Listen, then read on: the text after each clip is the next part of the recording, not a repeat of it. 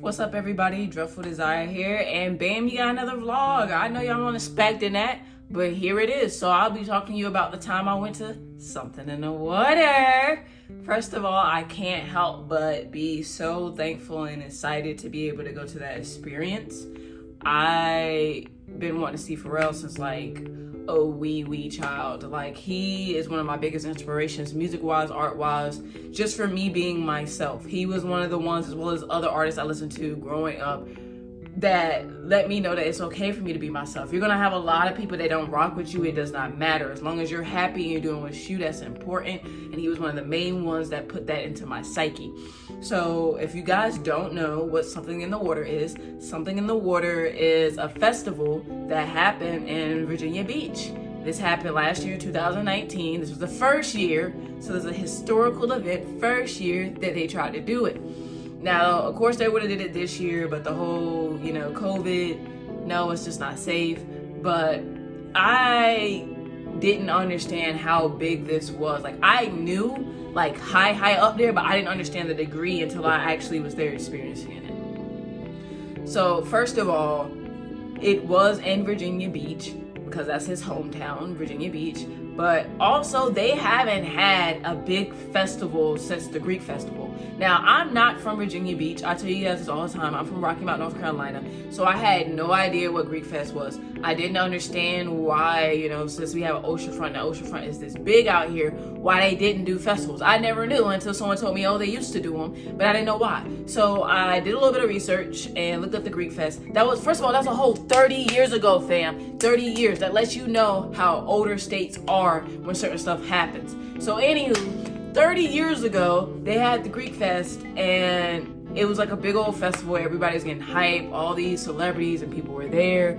But then it just went downhill, and people started playing Fight the Power, and then it was like rioting and all this wild things. So ever since then, they haven't had anything that big ever again. I mean, I understand, but 30 years, come on, bro. That's three decades. 3 decades. But anywho, so this was very big. You had a lot of people in Virginia Beach like, no, you remember what happened to Greek Fest 30 years ago? Oh, no, Greek Fest. Oh, no, I'm scared. When I didn't feel that way at all. When I heard that he was doing that, I was overjoyed, because besides Dreamville, that's in North Carolina, we don't really have a lot of festivals where we have a big amount of artists come together and try to do stuff for the area, especially on the East Coast. It's very rare.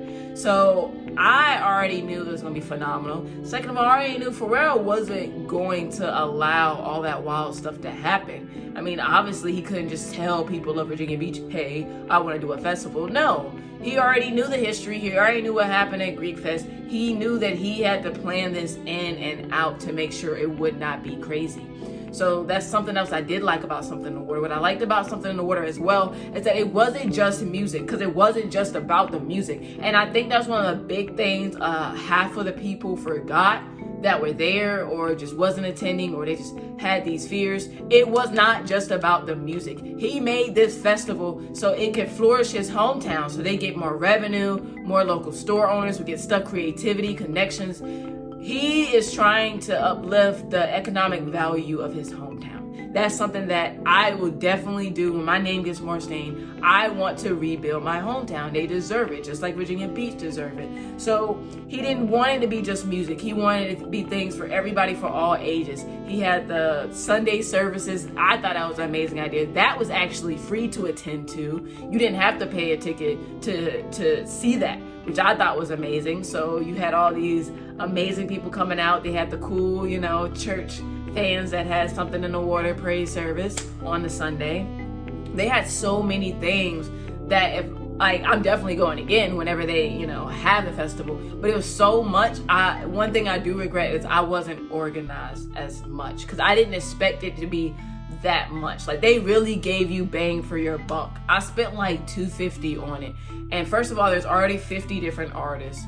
And then you have all these events. So let's rewind that back. The first day that I went out there, I was already nervous. This was my first festival I had ever been to. I had been to multiple concerts, but this is a festival. This is like days on end. I didn't know how I was going to be able to handle it. So the first day, you know, I went off and I had my Fruity Pebble bar to eat to keep, you know, sugar, kill the appetite, as well as water on me. Had certain things like my charger, you know, my phone, wallet, small amount of things in my gym bag. And I remember getting the lift to the oceanfront. I get all the way out to the oceanfront. And then I realized I don't have my wallet, which means I can't go in and do anything because I don't have my wallet or buy anything. And I was talking to the lady, she's playing Erykah Badu, so shout out to the Lyft driver who's playing Erykah Badu. But she's playing Erykah Badu in the car, so we were just having a whole conversation about it because so many people were talking down on the festival, which I already knew was going to be a success. I just did. I felt that in my heart. It was burned in my soul. So when she found out that I had ended up leaving my wallet at home, because I got out there early. I didn't want to get out there mad late. I want to get out there early so I could be one of the first ones to check out the events, get stuff done, because around 1, 2, 3 is when everybody tries to go out there and wants to turn up. I don't care about that. I came for the experience. So when I didn't have my wallet, she was like, you know what? I wasn't going to do any more lifts today because I know it might get hectic. I'm not sure. So I'll take you back. You won't have to pay. And then we can go back up to the oceanfront. You know, you keep talking to me. I just like your conversations. You're very polite. It's like, thank you. Wanted to cry because like already I haven't even experienced the festival and I've got someone being so friendly to me. Now I've been living here for a minute and I do meet some cool souls more and more, but at the end of the day, it's the East Coast. People be mean mugging just for you being here. So having that conversation, her being just so generous, was already starting it off right. So we went back, you know, we kept listening. I was telling her I like her music, everything. She dropped me off. I get in line, and at first I didn't know what the line was for because everybody was in line, and I was trying to tell people, do I need to get this line if I already have my wristband? And then the chick was like, well, I already have my wristband too, but I want to do the trap karaoke and stuff later on. So even if you're not thinking about doing it, you might as well go ahead and stand in line and get it just in case, because you don't know. And I'm like, well, you're true. I did pay all this money. Might as well get all the wristbands just in case. So I waited about 10 minutes to get my wristbands and stuff like that. But it was so much going on, so much. So the first day in the convention center, they had just different little companies trying to get you hype about things that was going on in the area. Upstairs, if you had a wristband, they had like a whole gamer room, all these different systems, all these different computer devices, couches, charging stations. In the middle, they had like people catering, which, you know, of course you have to pay for if you want to eat. Just little food, not expensive, like $4, $5 for like a little meal, things like that. And when you go a little bit further, they had different panels because they had different panels on different days. I missed the Pharrell panel and I wanted to cry because I got caught in the rain. The first day was wild for the fact that it did rain really bad. So before it started to rain, after I got my wristband, I went over to JavaSurf. Check out JavaSurf. I love them. The owners are amazing. Shout out to Dwayne and his wife. They're just sweet people. They make amazing cappuccino. I go in there all the time for the cappuccino. Check them out. I'll be putting the links for the description for them as well. I was in JavaSurf, having me a nice cappuccino, getting energized for the day. And I was waiting on my friend. So my friend finally got it. I walked over to Harris Teeter to go walk with my friend, and as soon as we were walking back to the oceanfront, because they had things like the Adidas basketball court and they had like the Adidas Creative Shop, which I missed because it started raining. So they had a chance for you to get a free pair of Adidas slides. You could customize the slides and customize the book bag, all that. I missed that because it started pouring. So when they heard that it was about to get bad, they had shut down everything for a little bit. They wanted to kind of wait it out to see how bad it was going to be. I was looking at my friend because I be paying attention. I walk a lot, so I can feel in the atmosphere when it's about to rain, especially because the degree will drop like 2 or 3 times and you'll feel it like just kind of hit you when you're outside. So I felt it drop like dramatically. Like I was hot and it dropped and I was chilling. I was like, bro, it's about to throw down. I looked at him. I was like, we gotta find someplace to take shelter now because I'm looking at these clouds and it's not looking well. Because we were doing a lot of walking back and forth. We had met some chick. She knew me from one of my other friends. I used to work somewhere, so she was with me and she wanted me to follow her, but I wasn't gonna keep going back and forth. I was trying to be around the convention center to see the panel on Pharrell talking about just different things and what he was trying to bring up on. But no, I went behind somebody else, which is the only thing I regretted out of the whole thing. Went behind somebody else, and when we get back, because they're trying to go listen to music. I wasn't trying to listen to music the first day. I was trying to get the festivities and stuff done. So we go right back over, which is a big old crowd waiting to get in. And then I see all this rain. Everybody else acts like they don't see this rain. So I grab me and my friend, and we end up going and taking shelter. As soon as we took shelter, it was like one underneath one of those little buildings where sometimes they'll have like trash cans, like in between like a hotel or something. But enough so we wouldn't get hit. As soon as we get underneath that thing, we're sitting down on like these stack of like crates, boards or whatever, and we're just looking, and we just see like the ocean front. We just see like all this water just coming and like smacking people. We saw this girl trying to run, like it was like throwing down heavy, like it was not playing out there. And we were waiting, like we had to wait about 30 minutes to an hour for it to chill out a little bit. And then when it chilled out, I'm like, okay, it says it's still about to storm really bad. So let's try to hurry up and make it to the convention center before, it starts raining really, really bad again. Because I had missed the whole panel that he was doing because it was raining for like a whole 30 minutes to an hour. So once it slowed down, like we just started jet setting towards 19th Street to get on the convention center so we can get inside just in case it starts to rain again. So it did. It started to rain really bad to the point where they had to let people in who didn't even have bracelets because they were getting smacked around by the water outside. So at that point, because I ended up seeing a panel with Timberland in it because it was talking about investing into younger entrepreneurs who were trying to do certain things. Like it was a really cool idea these two guys had where they were talking about vineyards and making an app to be able to check out the different soils and different things like that so they know how to tweak wines. I thought that was amazing because I'm in the culinary, and I think anything where you're trying to add something to ease your convenience towards the culinary industry is a beautiful mindset. So I like to hear things like that. There was another chick, she looked like she was like in 3rd grade, and much love to this girl because she had like a whole hair care product for her type of hair, and I thought that was beautiful. But that was the only panels I was able to see, and then it just kept raining so bad. And I was like, I've been playing in the rain all day. Like, they're gonna cancel everything. Like, it was already about to be 6 o'clock and it was raining heavy. I was like, I'm just gonna call it quits the first day. At least I did get to experience a little bit. So we all left when we went back to the crib. That was the first day. So second day was a lot better. And it wasn't raining the rest of the days, which was pretty cool.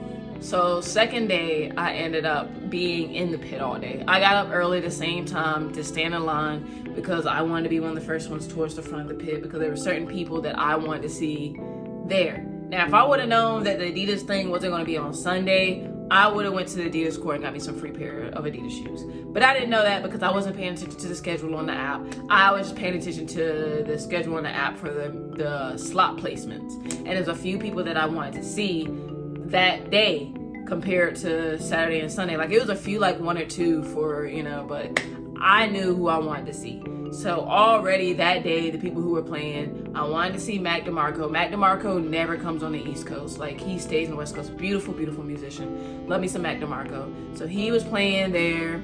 I ended up seeing Kate Renata. Kate Renata is like Canadian. He's usually like underground DJing type beats, so he's more of a producer, and I'd never seen him come over here on the East Coast. So I had to be in the pit for that. So Kate Renata was there. Of course, Pharrell towards the end of the night, Busta Rhymes, they brought out people, Jay-Z, people went crazy off of Jay-Z. I already knew he was gonna be there because Pharrell and Jay-Z go hand in hand. They're friends. So I was just happy to see a lot of people that I didn't expect to see. I ended up being in the front towards the end. I love Travis Scott, but he did the group hella dirty. He was already like 15 minutes late to the set list. And then when he got up there, like he did 2 songs, literally Stargazing and Sicko Mode, and then he got off. Like, what? Like, we waited 15 minutes for you to give us 2 songs, and then he was burning us up on the beach. Like, we on a beach. Why you got these pyrotechnics? Like, all that heat is just gonna sit right there. And I was right there on the front. So your girl's face was melting. I was like, yo, what in the world? It was a lot. And yeah, he ran off stage. Either, I guess he had to do something, but I still thought I was whack because we waited 15 minutes for this dude. Well, I ain't waiting, I was just in the pit. But for his hardcore fans who was only waiting in the pit for him to do 2 songs and leave, I thought that was pretty messed up. But yeah, I saw SZA too. I wasn't expecting to see SZA. Totally forgot that she was going on before Travis Scott. SZA is gorgeous. She is. To see her live, love her style. It was a girl behind me, and she was just losing it when SZA was there. She's like, "That's my girl!"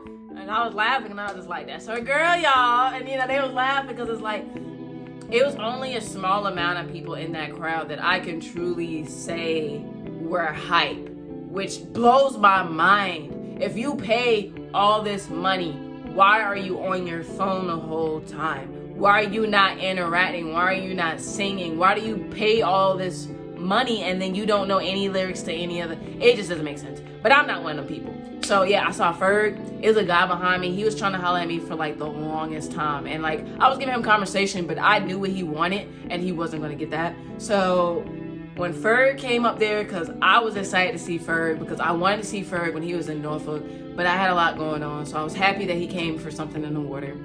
He was like, "Oh, the sexy women, where y'all at? Get on somebody's shoulders." And I was like, he was like, "You want to get on my shoulders?" I was like, "Yep." Got up there and I was like, "Who that, who that, who that, who that, who that?" So I was hyped to see Ferg. He did his thing too. Came in with the bikes that he's made. Much love to Ferg. I enjoyed every bit of the set list. I was screaming my little tail off. I personally feel like, besides me and like 5 other people, we were like the only ones carrying the crowd. Like, it was never at any point did I see people's hands in the air the whole time. Like, I can say truly the whole time I was in the pit Saturday, I had my hands in the air. Because I like to dance. I like to dance with my hands. Because I mean, you're already crowded, you're in a pit.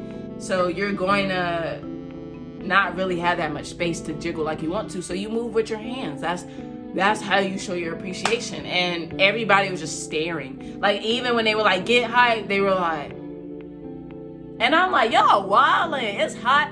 People passing out. They gotta point to people like, "She's passed out, come get her." And y'all in this hot environment, just staring, just standing. Nah, bro, I'm about to get this workout, listen to my tunes.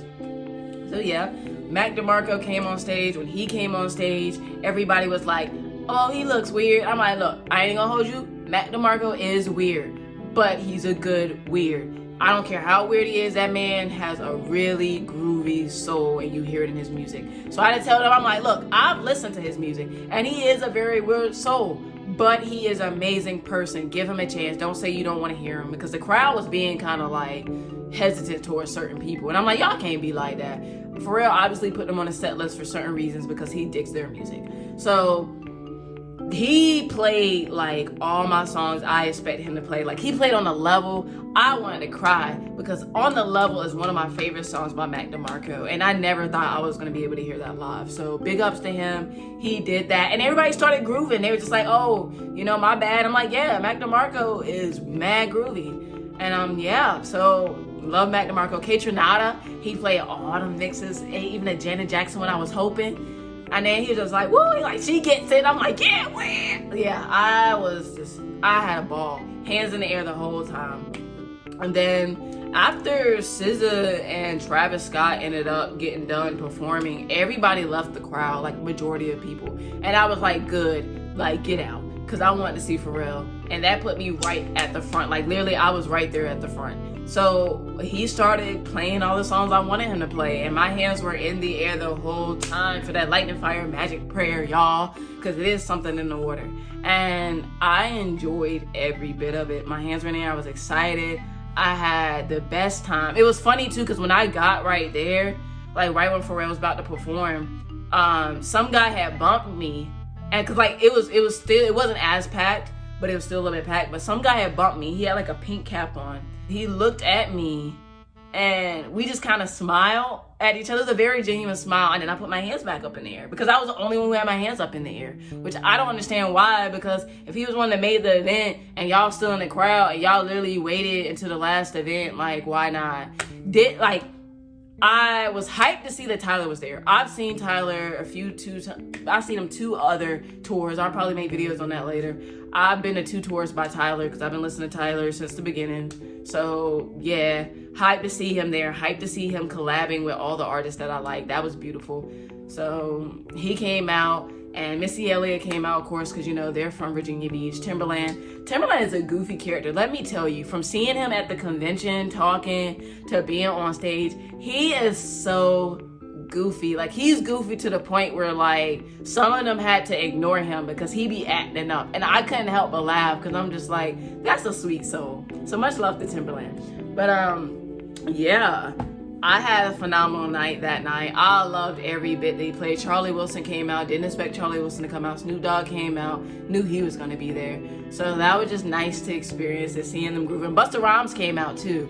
Didn't expect Busta Rhymes to come out, but Busta Rhymes did come out. Seeing him, he did his thing. He was drunk off. He was so drunk. He was so drunk. But he was having a good time, so that's all that mattered. But yeah, so that was Saturday night. And then Sunday, next day, the last day of the festival, I told myself I wasn't going to be in the pit. I was going to be doing a little bit more, looking at the things that they had to offer, because I really just wanted to be in the pit for one day.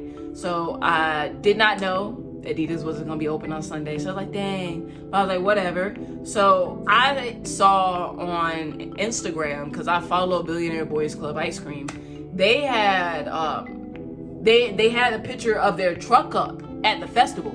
And I didn't know that because it wasn't on the list in the app. So I did not even know that they were going to have Billionaire Boys Club food truck there.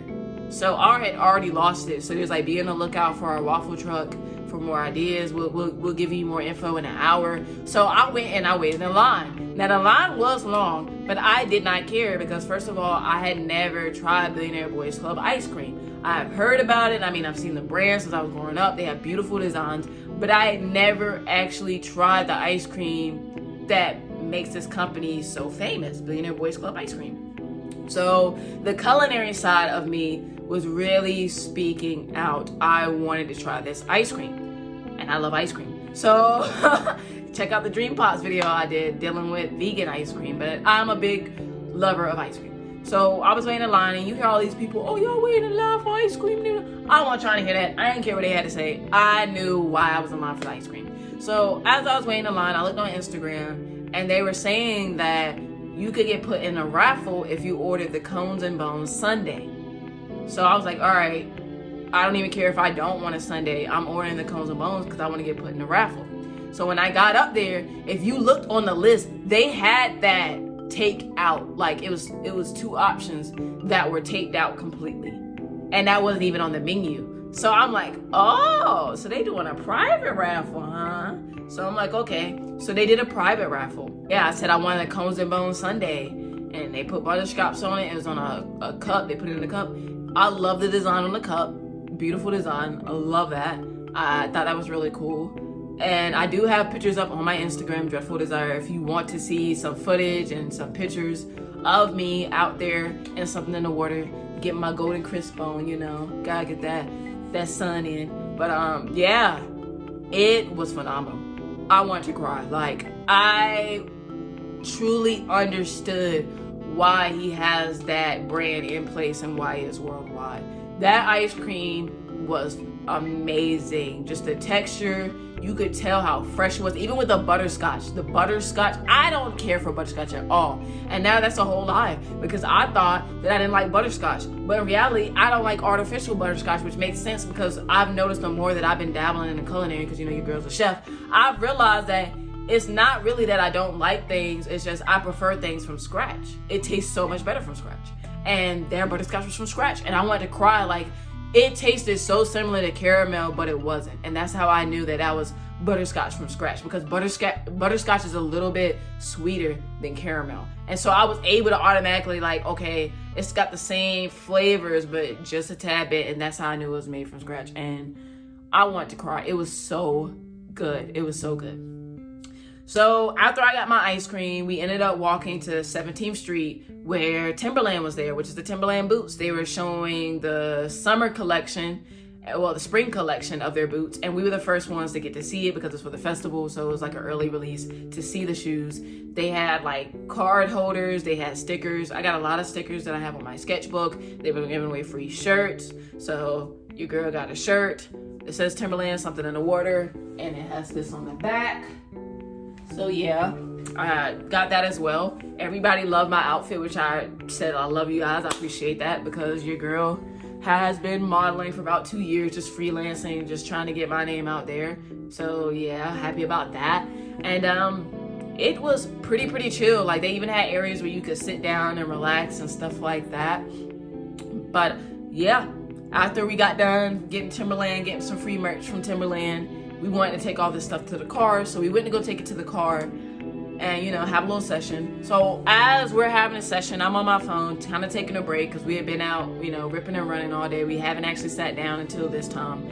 I look on my phone on their website, and they're giving the ticket numbers away. And I won.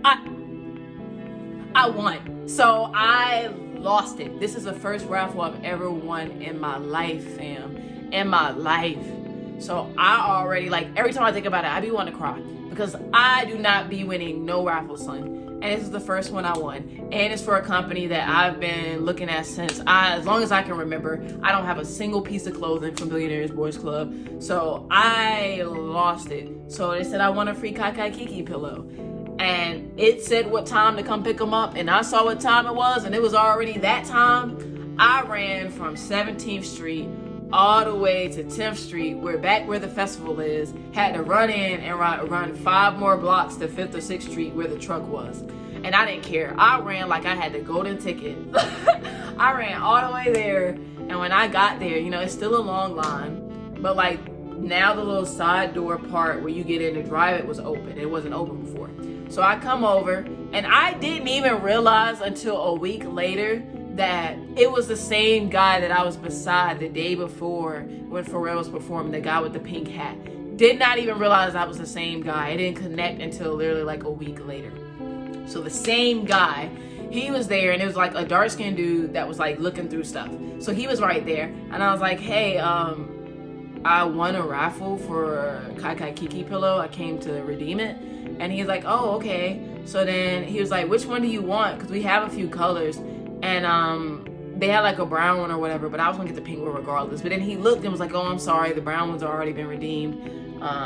We can give you the pink one. I was like, well, I thank you for giving me the decision. And I saw some shirts. I didn't know what was going on with them shirts.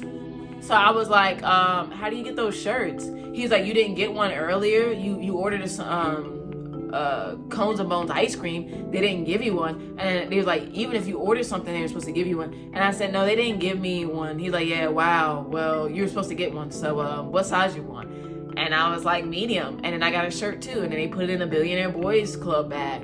And I was walking back, and so many people's heads were turning. They were like, how did you get that? Like, I didn't see any Billionaire Boys Club stores open. Like, how did you get the bag? Like, you're walking around the bag, and I didn't see it anywhere. And I was like, I won it in a raffle. So I won this beautiful baby. I won it. And I was so happy. It's the first thing I ever won. It's a Kai Kai Kiki pillow. If you guys don't know about Kai Kai Kiki, like, they're up there. Like, to me personally, they're bigger than Supreme. But Kai Kai Kiki pillows are amazing. They have beautiful designs. And I love them. So I feel like I was part of the crew when they gave me this, because this pillow is so comfy. These pillows range from $30 to $888. So I was happy to get this for free. And a free t-shirt that said something in the water, Billionaire Boys Club Ice Cream Festival. So it's a collab. And I was like, oh, this is my first shirt. And it's like an exclusive. I want to cry. So I got that, and that was like really like the biggest highlight of the whole festival. Also ended up getting like water bottles and stuff from Timberland.